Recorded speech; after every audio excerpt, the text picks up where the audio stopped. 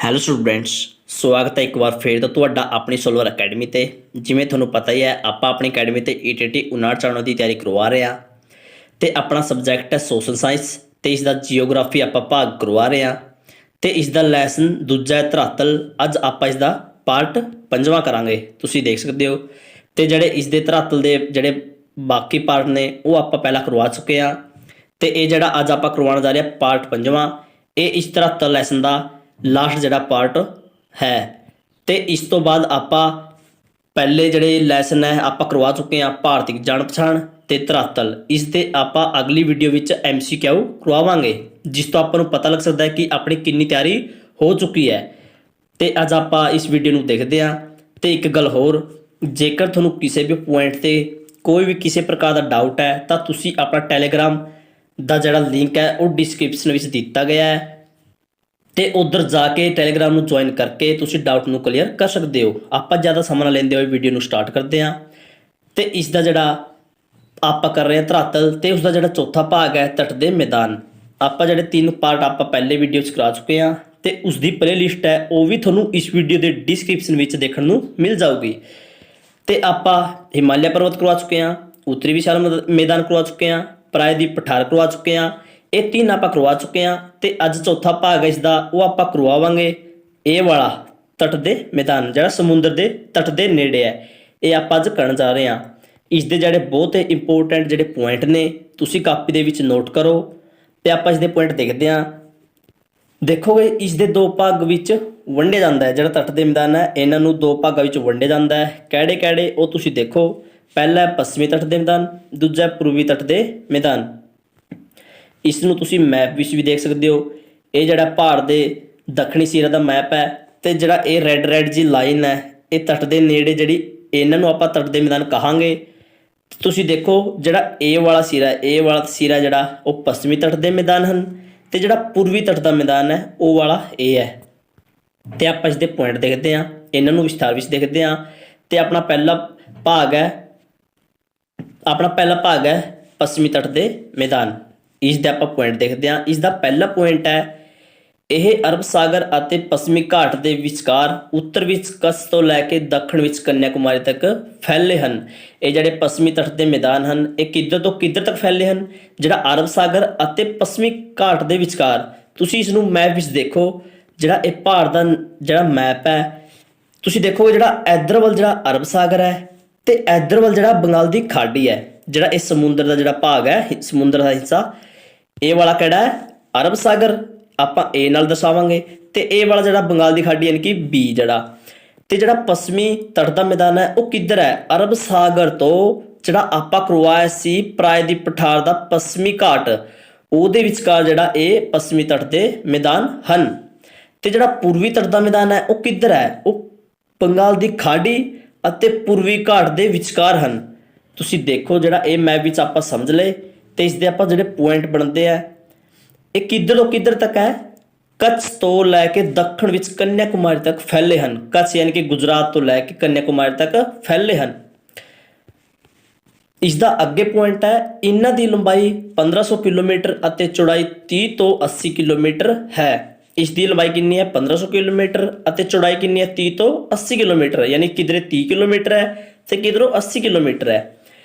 ਇਸ ਦੀ ਢਲਾਨ ਦੱਖਣ ਅਤੇ ਦੱਖਣ ਪੱਛਮ ਵੱਲ ਹੈ।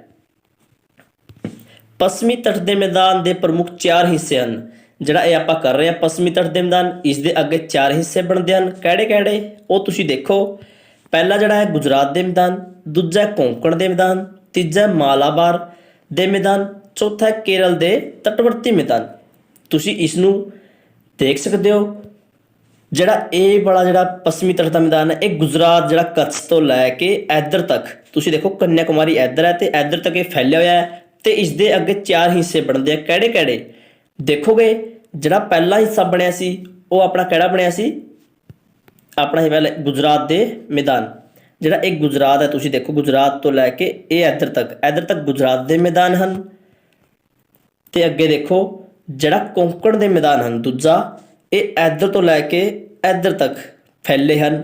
ਤੇ ਤੀਜਾ ਮਾਲਾਬਾਰ ਦੇ ਮੈਦਾਨ, ਇਹ ਇੱਧਰ ਤੱਕ। ਤੇ ਜਿਹੜਾ ਕੇਰਲ ਦੇ ਮੈਦਾਨ ਹਨ ਇਹ ਇੱਧਰ ਤੱਕ। ਇਹਨਾਂ ਨੂੰ 4 ਹਿੱਸਿਆਂ ਵਿੱਚ ਵੰਡਿਆ ਹੈ ਤੇ ਆਪਾਂ ਇਹਨਾਂ ਨੂੰ ਵਿਸਥਾਰ ਵਿੱਚ ਦੇਖਦੇ ਹਾਂ। ਪਹਿਲਾ ਇਸਦਾ ਜਿਹੜਾ ਪਹਿਲਾ ਪੁਆਇੰਟ ਹੈ, ਗੁਜਰਾਤ ਦੇ ਮੈਦਾਨ। ਕੱਛ ਤੋਂ ਲੈ ਕੇ ਸੌਰਾਸ਼ਟਰ ਗੁਜਰਾਤ ਤੱਕ ਹੁੰਦੇ ਹੋਏ ਦਮਨ ਤੱਕ ਫੈਲੇ ਹੋਏ ਹਨ। ਇਹ 400 ਕਿਲੋਮੀਟਰ ਲੰਬਾ ਅਤੇ 200 ਕਿਲੋਮੀਟਰ ਚੌੜਾ ਹੈ।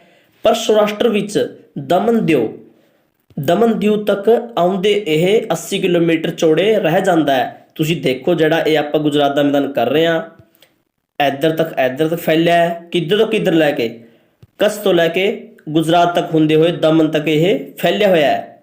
ਇਹ 400 ਕਿਲੋਮੀਟਰ ਲੰਬਾ ਹੈ ਤੇ ਕਿਧਰੇ ਇਹ 200 ਕਿਲੋਮੀਟਰ ਚੌੜਾ ਹੈ। ਤੇ ਆਪਾਂ ਜਿਵੇਂ ਹੀ ਦਮਨ ਦਿਓ ਤੱਕ ਆਉਂਦੇ ਆ, ਉਧਰ ਤੱਕ ਇਸ ਦੀ ਜਿਹੜੀ ਚੌੜਾਈ ਹੈ ਉਹ ਘਟ ਜਾਂਦੀ ਹੈ। ਕਿੰਨੀ ਰਹਿ ਜਾਂਦੀ ਹੈ? 80 ਕਿਲੋਮੀਟਰ। ਤੇ ਦੂਜਾ ਭਾਗ ਹੈ ਕੋਂਕਣ ਦੇ ਮੈਦਾਨ। ਦਮਨ ਤੋਂ ਗੋਆ ਤੱਕ 500 ਕਿਲੋਮੀਟਰ ਲੰਬਾ ਅਤੇ 50 ਤੋਂ 80 ਕਿਲੋਮੀਟਰ ਚੌੜਾ ਮੈਦਾਨ ਹੈ। ਮੁੰਬਈ ਇਸੇ ਤੱਟ ਉੱਪਰ ਅਹਿਮ ਬੰਦਰਗਾਹ ਹੈ। ਕੋਂਕਣ ਤੱਟ ਨੂੰ ਕਰਵੱਲੀ ਜਾਂ ਕਿਨਾਰਾ ਵੀ ਆਖਿਆ ਜਾਂਦਾ ਹੈ। ਜਿਹੜਾ ਕੋਂਕਣ ਦਾ ਮੈਦਾਨ ਹੈ, ਇਹ ਕਿੱਧਰ ਤੋਂ ਕਿੱਧਰ ਤੱਕ ਹੈ? ਦਮਨ ਤੋਂ ਗੋਆ ਤੱਕ। ਤੁਸੀਂ ਦੇਖੋਗੇ ਜਿਹੜਾ ਕੋਂਕਣ ਦਾ ਮੈਦਾਨ ਹੈ, ਇਹ ਦਮਨ ਦੇਖੋ ਏਰੀਆ ਤੇ ਗੋਆ ਏਰੀਆ, ਇਹਦੇ ਵਿਚਕਾਰ ਜਿਹੜਾ ਆਪਾਂ ਕਰਿਆ ਕੋਂਕਣ ਦਾ ਮੈਦਾਨ, ਇਹ ਫੈਲਿਆ ਹੋਇਆ ਹੈ। ਤੇ ਜਿਹੜਾ ਮੁੰਬਈ ਅਹਿਮ ਬੰਦਰਗਾਹ ਹੈ ਉਹ ਇਸੇ ਤੇ ਸਥਿਤ ਹੈ ਤੇ ਇਸ ਨੂੰ ਕੀ ਕਿਹਾ ਜਾਂਦਾ ਹੈ? ਕਰਵੱਲੀ ਜਾਂ ਕਿਨਾਰਾ। ਤੇ ਤੀਜਾ ਭਾਗ ਹੈ ਮਾਲਾਬਾਰ ਦੇ ਤਟਵਰਤੀ ਮੈਦਾਨ। ਗੋਆ ਤੋਂ ਲੈ ਕੇ ਮੰਗਲੌਰ ਤੱਕ ਲੰਬਾਈ 225 ਕਿਲੋਮੀਟਰ ਅਤੇ ਚੌੜਾਈ 24 ਕਿਲੋਮੀਟਰ ਤੱਕ ਫੈਲਿਆ ਹੋਇਆ ਹੈ। ਇਸ ਨੂੰ ਕਰਨਾਟਕ ਦੇ ਮੈਦਾਨ ਵੀ ਆਖਿਆ ਜਾਂਦਾ ਹੈ। ਕਿਉਂ ਆਖਿਆ ਜਾਂਦਾ ਹੈ? ਕਿਉਂਕਿ ਇਹ ਕਰਨਾਟਕ ਵਿੱਚ ਪੈਂਦਾ ਹੈ। ਕਿਹੜਾ? ਮਾਲਾਬਾਰ ਦੇ ਤਟਵਰਤੀ ਮੈਦਾਨ ਹੈ ਜਿਹੜਾ ਗੋਆ ਤੋਂ ਲੈ ਕੇ ਮੰਗਲੌਰ ਤੱਕ ਜਿਹੜਾ ਕਰਨਾਟਕ ਦਾ ਹਿੱਸਾ ਆਉਂਦਾ ਹੈ, ਉੱਧਰ ਤੱਕ ਇਹ ਫੈਲੇ ਹਨ। ਲੰਬਾਈ ਇਹਦੀ 225 ਕਿਲੋਮੀਟਰ ਹੈ ਤੇ ਚੌੜਾਈ ਇਹਦੀ 24 ਕਿਲੋਮੀਟਰ ਹੈ। ਇਹਨਾਂ ਨੂੰ ਕਰਨਾਟਕ ਦੇ ਮੈਦਾਨ ਵੀ ਕਿਹਾ ਜਾਂਦਾ ਹੈ। ਚੌਥਾ ਭਾਗ ਹੈ ਕੇਰਲ ਦੇ ਤਟਵਰਤੀ ਮੈਦਾਨ।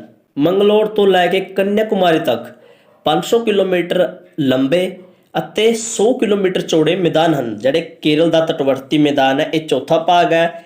ਇਹ ਕਿੱਧਰ ਤੋਂ ਕਿੱਧਰ ਤੱਕ ਫੈਲਿਆ ਹੈ? ਮੰਗਲੌਰ ਤੋਂ ਲੈ ਕੇ ਕੰਨਿਆਕੁਮਾਰੀ ਤੱਕ। ਕੰਨਿਆਕੁਮਾਰੀ ਜਿਹੜਾ ਕਿ ਤਮਿਲਨਾਡੂ ਵਿੱਚ ਹੈ ਤੇ ਇਹਦੀ ਲੰਬਾਈ ਤੁਸੀਂ ਦੇਖੋ 500 ਕਿਲੋਮੀਟਰ ਤੇ ਚੌੜਾਈ ਜਿਹੜੀ 100 ਕਿਲੋਮੀਟਰ ਹੈ।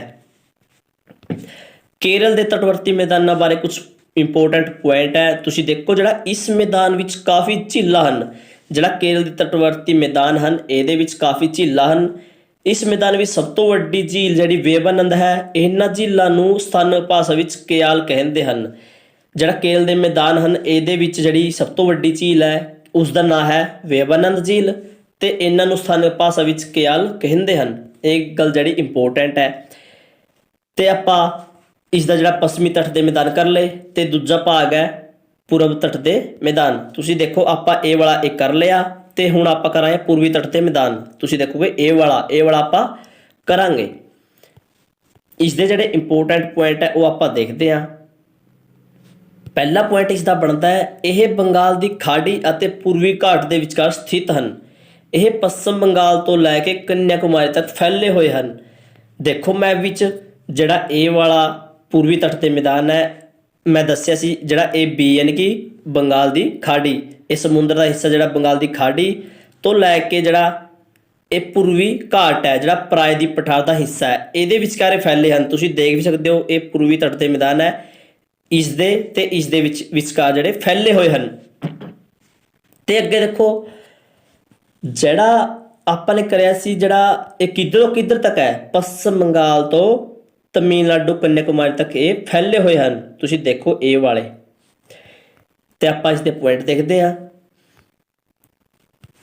ਇਹਨਾਂ ਦੀ ਲੰਬਾਈ 2000 ਕਿਲੋਮੀਟਰ ਅਤੇ ਚੌੜਾਈ 150 ਕਿਲੋਮੀਟਰ ਹੈ। ਇਹਨਾਂ ਦੀ ਲੰਬਾਈ ਕਿੰਨੀ ਹੈ? 2000 ਕਿਲੋਮੀਟਰ ਅਤੇ ਚੌੜਾਈ 150 ਕਿਲੋਮੀਟਰ।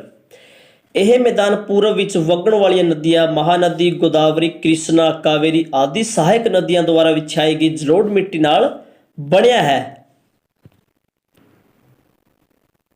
ਤੁਸੀਂ ਦੇਖੋਗੇ ਜਿਹੜਾ ਇਹ ਮੈਦਾਨ ਹੈ ਨਾ, ਜਿਹੜਾ ਪੂਰਬੀ ਤੱਟ ਤੇ ਮੈਦਾਨ ਹੈ, ਇਹ ਕਿਹੜੀ ਨਦੀਆਂ ਤੋਂ ਬਣਿਆ ਹੈ?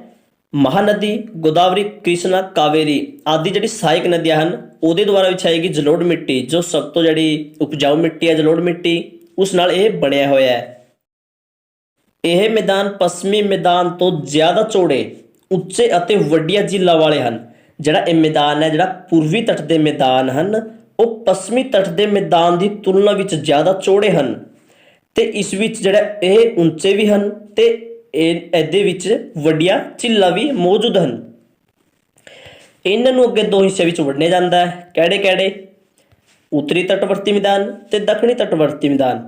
ਤੁਸੀਂ ਦੇਖੋਗੇ ਮੈਪ ਵਿੱਚ ਜਿਹੜਾ ਇਹ ਆਪਾਂ ਕਰ ਰਹੇ ਹਾਂ ਪੂਰਬੀ ਤੱਟ ਦੇ ਮੈਦਾਨ, ਇਹਨਾਂ ਨੂੰ ਦੋ ਹਿੱਸਿਆਂ ਵਿੱਚ ਵੰਡਿਆ ਜਾਂਦਾ ਹੈ। ਉੱਤਰੀ ਤਟਵਰਤੀ ਮੈਦਾਨ ਕਿਹੜਾ? ਇਹ ਵਾਲਾ, ਤੇ ਅੱਗੇ ਹੈ ਦੱਖਣੀ ਤਟਵਰਤੀ ਮੈਦਾਨ, ਇਹ ਵਾਲਾ। ਇਹਨਾਂ ਨੂੰ ਆਪਾਂ ਵਿਸਥਾਰ ਵਿੱਚ ਦੇਖਦੇ ਹਾਂ। ਪਹਿਲਾ ਇਸ ਦਾ ਭਾਗ ਹੈ ਉੱਤਰੀ ਤਟਵਰਤੀ ਮੈਦਾਨ। ਇਹ ਪੱਛਮ ਬੰਗਾਲ ਤੋਂ ਲੈ ਕੇ ਆਂਧਰਾ ਪ੍ਰਦੇਸ਼ ਤੱਕ 1100 ਕਿਲੋਮੀਟਰ ਲੰਬਾਈ ਅਤੇ 120 ਕਿਲੋਮੀਟਰ ਚੌੜਾਈ ਤੱਕ ਫੈਲੇ ਹੋਏ ਹਨ। ਜਿਹੜਾ ਇਹ ਉੱਤਰੀ ਤਟਵਰਤੀ ਮੈਦਾਨ ਹੈ ਇਹ ਪੱਛਮ ਬੰਗਾਲ ਤੋਂ ਲੈ ਕੇ ਆਂਧਰਾ ਪ੍ਰਦੇਸ਼ ਤੱਕ ਕਿੰਨੀ ਲੰਬਾਈ ਤੱਕ? 1100 ਕਿਲੋਮੀਟਰ ਦੀ ਲੰਬਾਈ ਤੱਕ, ਤੇ ਜਿਹੜੀ ਚੌੜਾਈ ਹੈ ਇਸ ਦੀ 120 ਕਿਲੋਮੀਟਰ ਦੀ ਚੌੜਾਈ ਤੱਕ ਇਹ ਫੈਲੇ ਹੋਏ ਹਨ। ਇਸ ਮੈਦਾਨ ਨੂੰ ਗੋਲਕੁੰਡਾ, ਉੱਤਰੀ ਸਰਕਾਰ, ਕੋਕੂਨਾਦਾ ਦੇ ਤਟਵਰਤੀ ਮੈਦਾਨ ਵੀ ਕਿਹਾ ਜਾਂਦਾ ਹੈ। ਇਹ ਗੱਲ ਜਿਹੜੀ ਇੰਪੋਰਟੈਂਟ ਹੈ। ਜਿਹੜਾ ਪੂਰਬੀ ਤੱਟ ਮੈਦਾਨ ਦਾ ਜਿਹੜਾ ਹਿੱਸਾ ਹੈ ਕਿਹੜਾ? ਉੱਤਰੀ ਤਟਵਰਤੀ ਮੈਦਾਨ, ਇਸ ਨੂੰ ਕੀ ਕਿਹਾ ਜਾਂਦਾ ਹੈ? ਗੋਲਕੁੰਡਾ, ਉੱਤਰੀ ਸਰਕਾਰ ਅਤੇ ਕੋਕੂਨਾਦਾ ਦੇ ਤਟਵਰਤੀ ਮੈਦਾਨ ਵੀ ਕਿਹਾ ਜਾਂਦਾ ਹੈ। ਇਸ ਦਾ ਨੈਕਸਟ ਪੁਆਇੰਟ ਹੈ ਉੜੀਸਾ ਵਿੱਚ ਲੱਗਦੇ ਮੈਦਾਨਾਂ ਨੂੰ ਉੜੀਸਾ ਦੇ ਮੈਦਾਨ ਜਾਂ ਉਤਕਲ ਤੱਟੀ ਮੈਦਾਨ ਵੀ ਕਹਿੰਦੇ ਹਨ। ਇਸ ਵਿੱਚ ਖਾਰੇ ਪਾਣੀ ਦੀ ਸਭ ਤੋਂ ਲੰਬੀ ਝੀਲ ਹੈ ਜਿਹੜੀ ਚਿਲਕਾ ਝੀਲ, 70 ਕਿਲੋਮੀਟਰ ਉੜੀਸਾ ਵਿੱਚ ਹੈ। ਜਿਹੜਾ ਇੱਕ ਝੀਲ ਹੈ ਭਾਰਤ ਦੀ ਸਭ ਤੋਂ ਜਿਹੜੀ ਖਾਰੇ ਪਾਣੀ ਦੀ ਝੀਲ ਹੈ, ਸਭ ਤੋਂ ਲੰਬੀ ਝੀਲ ਹੈ, ਉਸ ਦਾ ਨਾਂ ਕੀ ਹੈ? ਚਿਲਕਾ ਝੀਲ, ਜਿਸ ਦੀ ਲੰਬਾਈ ਕਿੰਨੀ ਹੈ? 70 ਕਿਲੋਮੀਟਰ। ਇਹ ਕਿੱਧਰ ਹੈ? ਉੜੀਸਾ ਰਾਜ ਵਿੱਚ ਹੈ ਤੇ ਇਹ ਕਿਹੜੇ ਮੈਦਾਨ ਵਿੱਚ ਹੈ? ਉੱਤਰੀ ਤਟਵਰਤੀ ਮੈਦਾਨ ਵਿੱਚ। ਇਹ ਗੱਲ ਜਿਹੜੀ ਕਾਪੀ ਵਿੱਚ ਨੋਟ ਕਰਨ ਵਾਲੀ ਹੈ। ਇਸ ਦਾ ਜਿਹੜਾ ਦੂਜਾ ਭਾਗ ਹੈ ਦੱਖਣੀ ਤਟਵਰਤੀ ਮੈਦਾਨ। ਇਹ ਕ੍ਰਿਸ਼ਨਾ ਨਦੀ ਤੋਂ ਲੈ ਕੇ ਕੰਨਿਆ ਕੁਮਾਰੀ ਤੱਕ 900 ਕਿਲੋਮੀਟਰ ਲੰਬੇ ਅਤੇ 150 ਕਿਲੋਮੀਟਰ ਚੌੜੇ ਹਨ। ਇਹਨਾਂ ਨੂੰ ਕੋਰੋਮੰਡਲ ਤੱਟ ਵੀ ਕਿਹਾ ਜਾਂਦਾ ਹੈ। ਇਹ ਉੱਤਰੀ ਤੋਂ ਜ਼ਿਆਦਾ ਚੌੜੇ ਹਨ। ਇਸ ਮੈਦਾਨ ਵਿੱਚ ਪੁਲੀਕਟ ਝੀਲ ਪ੍ਰਸਿੱਧ ਹੈ। ਜਿਹੜਾ ਇਹ ਦੱਖਣੀ ਤਟਵਰਤੀ ਮੈਦਾਨ ਹੈ ਇਹ ਕ੍ਰਿਸ਼ਨਾ ਨਦੀ ਤੋਂ ਲੈ ਕੇ ਕੰਨਿਆ ਕੁਮਾਰੀ ਤੱਕ 900 ਕਿਲੋਮੀਟਰ ਲੰਬਾਈ ਤੱਕ ਦੇ 150 ਕਿਲੋਮੀਟਰ ਚੌੜਾਈ ਤੱਕ ਫੈਲੇ ਹੋਏ ਹਨ। ਇਹਨਾਂ ਨੂੰ ਕੀ ਕਿਹਾ ਜਾਂਦਾ ਹੈ? ਕੋਰੋਮੰਡਲ ਤੱਟ ਵੀ ਕਿਹਾ ਜਾਂਦਾ ਹੈ। ਇਹ ਜਿਹੜੇ ਉੱਤਰੀ ਮੈਦਾਨ ਆਪਾਂ ਹੁਣ ਕਰ ਚੁੱਕੇ ਹਾਂ, ਜਿਹੜਾ ਉੱਤਰੀ ਤਟਵਰਤੀ ਮੈਦਾਨ ਹੈ ਉਸ ਤੋਂ ਜ਼ਿਆਦਾ ਚੌੜੇ ਹਨ ਤੇ ਇਹਦੇ ਵਿੱਚ ਜਿਹੜੀ ਪ੍ਰਸਿੱਧ ਝੀਲਾਂ ਹਨ ਕਿਹੜੀ? ਪੁਲੀਕਟ ਝੀਲ ਹੈ। ਤੇ ਆਪਾਂ ਜਿਹੜਾ ਚੌਥਾ ਇਸ ਦਾ ਭਾਗ ਕਰ ਲਿਆ ਭਾਰਤੀ ਭੂਗੋਲ ਦਾ, ਤੇ ਇਸ ਦਾ ਪੰਜਵਾਂ ਭਾਗ ਆਪਾਂ ਹੁਣ ਕਰਨ ਜਾ ਰਹੇ ਹਾਂ ਜਿਹੜਾ ਲਾਸਟ ਹੈ ਭਾਰਤੀ, ਉਸ ਦਾ ਨਾਮ ਹੈ ਭਾਰਤੀ ਦੀਪ ਸਮੂਹ। ਤੁਸੀਂ ਮੈਪ ਵਿੱਚ ਦੇਖ ਸਕਦੇ ਹੋ ਆਪਾਂ ਨੇ ਇਹ ਵਾਲਾ ਵੀ ਕਰ ਲਿਆ, ਆਪਾਂ ਨੇ ਇਹ ਵਾਲਾ ਵੀ ਕਰ ਲਿਆ, ਆਪਾਂ ਨੇ ਪ੍ਰਾਇਦੀਪ ਪਠਾਰ ਵੀ ਕਰ ਲਿਆ ਤੇ ਆਪਾਂ ਨੇ ਤੱਟ ਦੇ ਮੈਦਾਨ ਵੀ ਕਰ ਲਏ।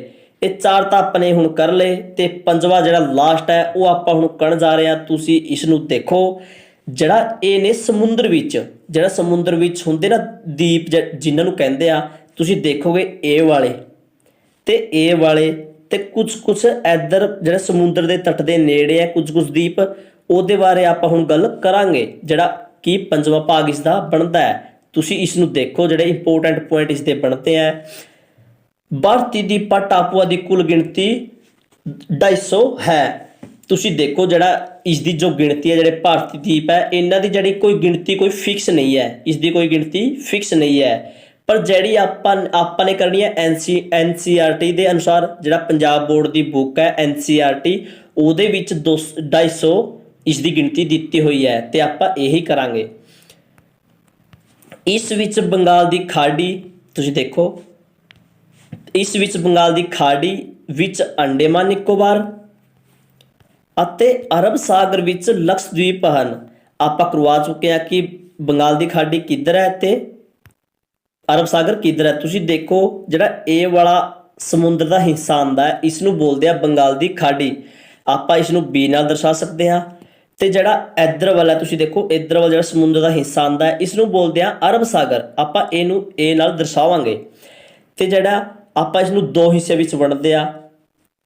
ਅੱਗੇ ਦੇਖੋ ਇਸ ਦੇ ਪੁਆਇੰਟ, ਤੁਸੀਂ ਦੇਖੋ ਸਥਿਤੀ ਦੇ ਅਨੁਸਾਰ, ਸਥਿਤੀ ਦੇ ਆਧਾਰ ਤੇ ਇਹਨਾਂ ਨੂੰ ਦੋ ਮੁੱਖ ਭਾਗਾਂ ਵਿੱਚ ਵੰਡਿਆ ਜਾਂਦਾ ਹੈ। ਕਿਹੜੇ ਤੱਟ ਤੋਂ ਦੂਰ ਦੇ ਟਾਪੂ, ਤੱਟ ਦੇ ਨੇੜਲੇ ਟਾਪੂ। ਇਸ ਨੂੰ ਮੈਪ ਵਿੱਚ ਦੇਖੋ, ਜਿਹੜਾ ਇਸ ਨੂੰ ਦੋ ਭਾਗਾਂ ਵਿੱਚ ਵੰਡਿਆ ਜਾਂਦਾ ਹੈ। ਇਹਨਾਂ ਨੂੰ ਆਪਾਂ ਦੋ ਭਾਗਾਂ ਵਿੱਚ ਵੰਡਾਂਗੇ। ਜਿਹੜੇ ਦੀਪ ਹਨ ਇਹ ਵਾਲੇ, ਤੇ ਇਹਦੇ ਦੋ ਸਥਿਤੀ ਦੇ ਆਧਾਰ ਤੇ ਦੋ ਭਾਗ ਬਣਦੇ ਹਨ। ਕਿਹੜੇ ਕਿਹੜੇ? ਜਿਹੜੇ ਕਿ ਇਹ ਵਾਲੇ ਤੱਟ ਹੈ ਇਹਨਾਂ ਤੋਂ ਦੂਰ ਹਨ, ਇਹਨਾਂ ਤੋਂ ਦੂਰ ਹਨ, ਇੱਕ ਤਾਂ ਪੁਆਇੰਟ ਇਹ ਬਣ ਗਿਆ।